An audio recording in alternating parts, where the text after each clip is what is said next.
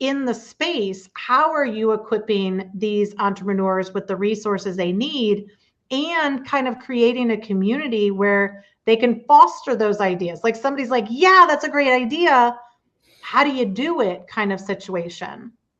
Yeah, the cool thing about our space is just so many rooms and layers to our space to where you can never run out of ideas. To it's not like, oh, okay, I'm gonna do 30 days worth of stuff and then I'm done. I don't need this space anymore. It's like we have all the, like you said, we have the cameras, we have the podcast. You can start a podcast tomorrow. You can do photography the next day. You can do headshots for your cleaning business. You can put an event together and have a vendor pop-up shop for other businesses. Like every day, every month, you can really do something different.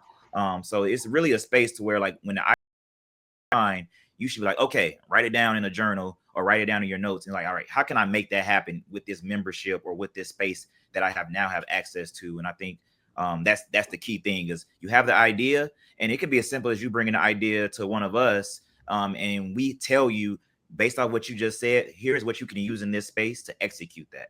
We have monthly calls with our members, so pretty much as you're doing your whatever your project, and we're holding you accountable, but we're also giving you ideas and really helping you foster whatever you have in your mind and make it really come to reality. So we're a resource. I mean, the equipment is a resource, but the people in the space, the staff members, we're all resources to our members as well. Yeah, I think that's pretty much sums it up for real. Like you said, we provide access to the professional studios, equipment, and also the technicians that'll be able to assist them, the pros. We provide workshops, trainings, teachings outside of like personal talks with the members and stuff like that. And then, of course, they got all the in-house support, but also the community. So like it's beyond what we can physically do. There's so many other creative people that's a part of the community.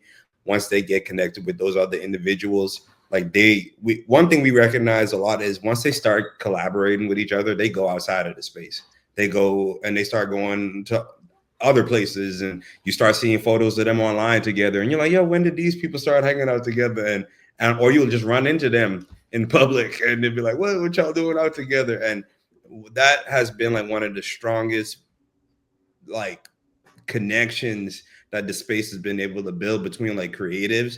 And that's something that I don't regularly see at other spaces. So I think that in itself, it gets people to get outside of the house sometimes. One thing with creatives, like they like to stay like hermits. They like to be in the house and create and work on their own time, you know? And what this space does is it gives them the excitement and the rush of, you know what, there are other people that's like me out there. There are people that's better than me or that's already doing stuff that I love to do.